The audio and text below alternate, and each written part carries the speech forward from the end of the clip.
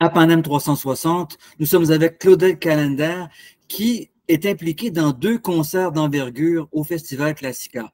D'abord, un concert samedi, le 1er juin, concernant Théodore Dubois et d'autres compositeurs, dont vous-même, Claudel. Bonjour. Oui, bonjour. On commence par celui-là. Alors donc, celui de demain, enfin, vous êtes chef de chœur, vous êtes compositeur, vous êtes maestro, vous êtes un homme à tout faire dans le monde de la musique classique, et plus encore, puisque tout à l'heure, on va parler d'un concert spécial consacré à l'œuvre d'Henri Salvador et d'autres compositeurs et auteurs de chansons françaises. Alors, en commençons par les 7 paroles du Christ. C'est quand même, ça n'a pas grand-chose à voir avec Henri Salvador, mais ça illustre notre culture en ce moment, en 2020. Oui, je pense que sur cette œuvre a connu un plus grand succès, je pense, même en Amérique du Nord, au Canada français et même aux États-Unis, qu'en France, jusqu'à un certain point. Ici, c'est une œuvre qu'on a donnée souvent, pendant longtemps, en tout cas. Un peu moins maintenant dans nos églises, mais c'est une grande œuvre. On peut même parler de chef-d'œuvre dans le cas des 7 paroles du Christ de Théodore Dubois. C'est probablement son œuvre la plus grandiose, la plus connue. Grand orchestre, chœur, soliste, évidemment, qui illustre les 7 dernières paroles du Christ.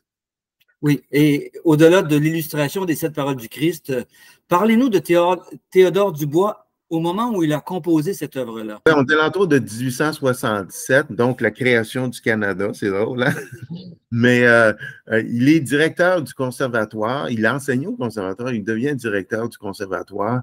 Il a quand même une grande notoriété. Il est à la fois organiste, évidemment compositeur, et il écrit cette œuvre un peu inspirée de, justement, César Franck, parce que César Franck, quelques années plus tôt, avait fait aussi, lui, une œuvre qui s'intitule, un oratorium qui s'intitule Les 7 paroles du Christ. Il s'était un peu inspiré du modèle au niveau de la forme, mais il en a fait, il faut bien le dire, un plus grand succès que son prédécesseur César Franck.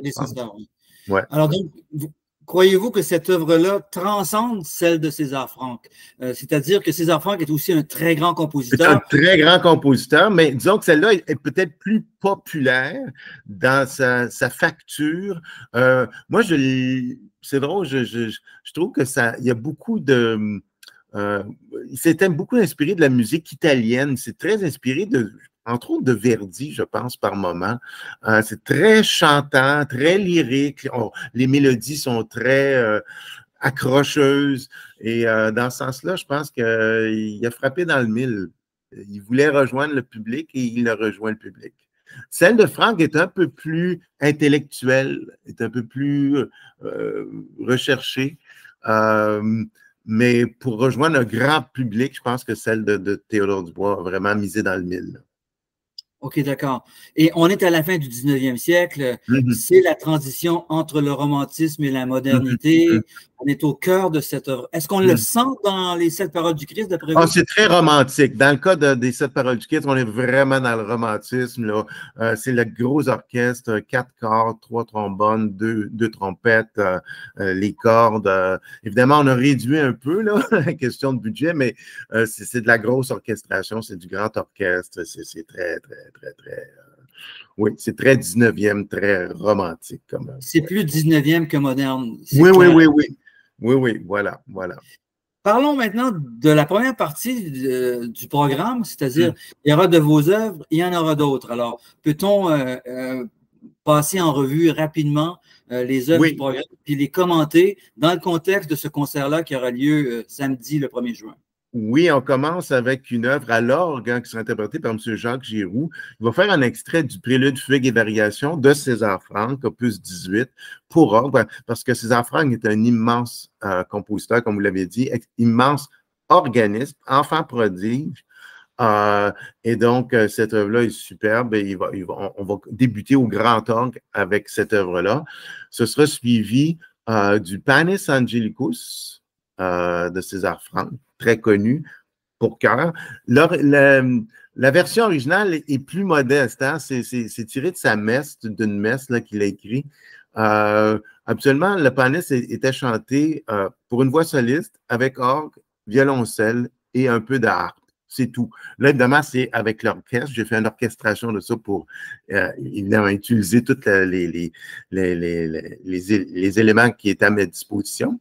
On fait aussi le cantique, le fameux cantique de Jean Racine de Gabriel Fauré. Gabriel Fauré a écrit ça à 17 ans. Il étudiait, lui, à l'école Niedermayer sous la férule de Camille Saint-Saëns. Et c'est son premier chef-d'œuvre, un peu comme Schubert à 17 ans qui écrit Le Roi des Aulnes. C'est un chef-d'œuvre absolu de la musique française. Encore, oui, très ancré dans le 19e, mais déjà dans le style plus français qui va s'apparenter éventuellement à, je ne sais pas moi, un Debussy, dans le sens où c'est beaucoup plus raffiné comme écriture, à mon avis. Mais c'est très lyrique, ça se chante superbement bien, et puis c'est un texte de Jean Racine, donc magnifique. Il y a aussi deux de mes œuvres, comme vous l'avez dit. Une œuvre qui s'intitule Giorno d'Eternità pour deux solistes. On a trois magnifiques solistes. Hein? Myriam Leblanc, soprano, Emmanuel Asler, ténor, et Geoffroy Salvas, baryton. Et Giorno d'Eternità, je l'ai écrit pour ténor et soprano, avec des cordes simplement. Et dans le fond, c'est un hymne à l'humanité. Ça fait déjà quelques années que j'écris cette œuvre-là, que je la reprends de différentes façons. Là, c'est avec des cordes, évidemment. C'est un hymne qui veut un peu célébrer notre humanité puis essayer de nous amener vers ce vers quoi on devrait Tendre en tant qu'humanité. Là, évidemment, le monde est en chamaille, comme dirait Jean-Pierre Ferland, c'est épouvantable un peu partout. Et ça parle de ça, tout simplement. Il y a une autre œuvre qui s'appelle O Salutaris, une œuvre sacrée que j'ai écrite au début de la guerre avec l'Ukraine et l'Union soviétique ou la Russie. Au moment où les Russes ont envahi l'Ukraine, et j'ai été très touché personnellement parce qu'à cette époque-là, je travaillais à Service Canada et je recevais beaucoup d'Ukrainiens. Et devant leur malheur, ça m'a touché et j'ai écrit cette œuvre-là. Et en fait, c'est une œuvre pour chœur, cordes et obligato de violon solo qui sera interprété par Roxane Sicard, une jeune magnifique interprète montante là, chez les jeunes musiciens. Finalement, on interprète pour compléter tout ça. C'est le psaume 150, en fait, de César Franck. On termine avec César Franck, le psaume 150, magnifique œuvre aussi pour chœur et grand orchestre. J'oubliais, oui, l'Ave Maria ou le Je vous salue Marie de Gilles Vigneault, tiré de sa grand-messe qu'il a écrite pour le 400e de Québec avec son collaborateur Bruno Fecteau. Donc ça va être interprété par Geoffroy Salvas, baryton, et le chœur aussi. Voilà pour la première partie. Excellent. Donc, c'est quand même un concert à grand déploiement. Oui, oui. Il y a beaucoup de gens impliqués. Il y a un orchestre. Une cinquantaine de personnes sur scène. Oui. Parlez-nous de l'ensemble des instrumentistes. Comment cet ensemble-là a été constitué? De quelle manière ça a été monté, ce programme-là? Ce programme-là, moi, je fais souvent affaire avec un bonhomme qui s'appelle Bernard Ducharme. J'ai travaillé longtemps à Joliette. J'ai dirigé les chanteurs de la Place Bourgette. On faisait souvent appel à des anciens de l'orchestre des jeunes de Joliette qui sont devenus maintenant des professionnels, évidemment. Donc, on a puisé dans ce bassin-là pour constituer 24 musiciens. Il y a un organiste, il y a une harpiste, il y a des bois, il y a des cuivres, des cordes, bref. Et il y a le chœur Vox Luminosa, mon ensemble vocal, qui fête cette année son 20e anniversaire quand même. Ça fait 20 ans qu'on existe. C'est un chœur professionnel, constitué exclusivement de choristes professionnels. Des camarades, moi, avec qui j'ai travaillé à l'Opéra, à l'OSM, partout depuis les 20 dernières années. Donc, c'est un peu ça. Évidemment, il y a les trois solistes dont je mentionnais les noms plus tôt. C'est extraordinaire de voir qu'il y a tant de talents maintenant. Il y a tant de musiciens formés et éduqués qui arrivent à un niveau vraiment nettement supérieur aux générations précédentes. C'est sûr, oui. Oui. Mais on a beaucoup d'institutions au Québec, hein, beaucoup de conservatoires, beaucoup d'écoles de musique. Et donc, les gens se sont formés au fil des années. Et là, on a un bon bassin de musiciens, comme vous le dites. Oui. C'est juste des payés maintenant. Ça, c'est une autre histoire. Ouais. Ouais, c'est une autre histoire en 2024. Ouais. OK. Donc, passons au concert de mercredi. Alors, de mercredi, là, c'est un truc qui est complètement différent, avec une formation plus petite. Oui. Donc, un peu jazzy à la limite, puisque Henri Salvador lui-même était un très bon guitariste de jazz et aussi un crooner qui avait joué avec Ray Ventura et ses collégiens à Rio de Janeiro. Il m'avait déjà confié, d'ailleurs, vous savez, que des adolescents ou des garçons de 18, 19, 20 ans allaient assister à ces concerts. Et ces garçons-là s'appelaient Antonio Carlos Jobim et Joao Gilberto. Et à un moment donné, ils l'ont accroché à la fin d'un concert et lui ont dit, Henri, vous nous avez inspirés en faisant vos begins, vos ballades créoles. Nous allons ralentir la samba et nous allons faire la bossa nova. La bossa nova, voilà. C'est extraordinaire. On l'appelle d'ailleurs là-bas le père de la bossa nova à cause de ça. Mais c'est vrai. C'est un fait. Oui. C'est un fait. Il a inspiré les inventeurs de la bossa nova au milieu des années 40. Oui. Voilà. Pour moi, c'est un grand interprète que malheureusement, on a tendance à oublier. Et puis moi, je voulais un petit peu le ramener à l'avant-plan parce qu'en 2025, on va fêter le 25e anniversaire de son album phare qu'il a écrit, coécrit avec d'autres, à 80 ans. Chambre avec vue, qui a connu un immense succès, millions d'exemplaires vendus, album de l'année, artiste de l'année, spectacle de l'année. Il avait 80 ans quand même, mais il y a des chansons inoubliables, Jardin d'hiver et bien d'autres. Et donc, moi, j'ai voulu un petit peu remettre son œuvre à l'avant-plan, mais il n'est pas seul. Il est entouré de ses camarades, Joe Dassin, Jacques Brel, Léo Ferré, Charles Aznavour, tous des gens. Il a connu à peu près tout le monde dans le domaine artistique. Il a travaillé avec tout le monde. Il y a eu une émission qui s'appelait Les Salves d'or à la télévision française pendant de nombreuses années et tous les grands artistes, Michel Legrand qui était son grand collaborateur, pianiste, arrangeur pendant de nombreuses années, tout le monde est passé à son émission et il a même inventé le rock français bien avant Johnny Hallyday avec Boris Vian et Michel Legrand. C'est un immense musicien, puis un autodidacte, hein, mais il a travaillé avec tout le monde. Et puis, moi, je trouve qu'il méritait cet hommage. Et j'espère qu'on va pouvoir, évidemment, répéter ailleurs ce concert. Puis parce que je suis entouré de fabuleux musiciens. John Roney au piano, c'est une des sommités de jazz à Montréal. Samuel Blais, même chose au sax alto. Bertil Schulraber, percussion. François Marion, contrebasse. Francis Tétu, guitariste, incroyable, il est partout. Francis, je ne sais pas quand est-ce qu'il dort. Et bref, des fabuleux musiciens. En tout cas, j'espère que les gens vont apprécier. Puis, à travers toutes ces chansons-là de ses amis et des siennes, je raconte sa vie, son parcours musical. Il a eu des grandes épreuves. Henri Salvador, il a perdu sa deuxième femme, qui était à la fois son manager, sa gérante, s'occupait de tout. Et ça lui a donné un gros coup. Et quand il a eu ça, ben là, il s'est retrouvé, c'est son ami Jacques Brel qui l'a invité à se rendre à Tahiti, passer quelques temps. Et là, il s'est refait une santé mentale. Et pendant ce temps-là, Brel, lui, travaillait à son dernier album, son album bleu, le fameux album bleu. Et puis là, je raconte comment il a écrit « Voir un ami pleurer ».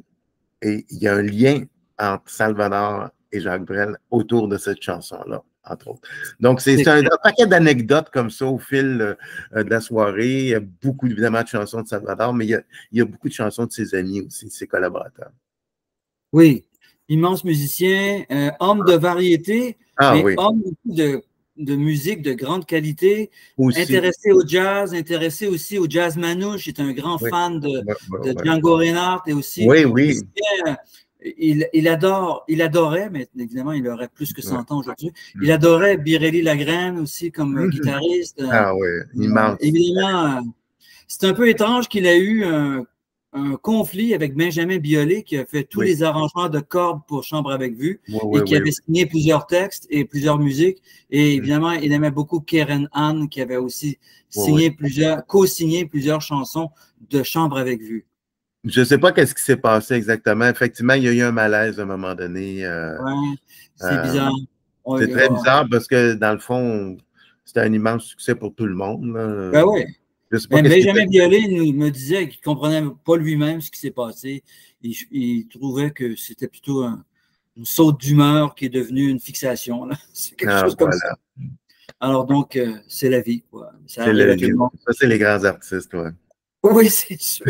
Les grands émotifs. Grands émotifs, oui. Exactement. Alors, vous avez prévu ça donc en petite formation. Clairement, un groupe de jazz. Oui. C'est des magnifiques musiciens. Magnifiques musiciens. Mais vous le faites à deux voix aussi? Ben oui, j'ai invité pour cette occasion-là Nathalie Albert, une excellente amie, choriste, une magnifique voix aussi qui va faire des back vocals. Je trouvais que ça se prêtait et je pense qu'on va avoir beaucoup de plaisir. D'ailleurs, on l'a déjà fait une ou deux fois et on est supposé le refaire peut-être en 2025. C'est un programme que, en tout cas, moi, j'ai eu beaucoup de plaisir à monter. Beaucoup de plaisir à monter. Et ça devrait être fort intéressant et agréable. Et en français, on chante qu'en français.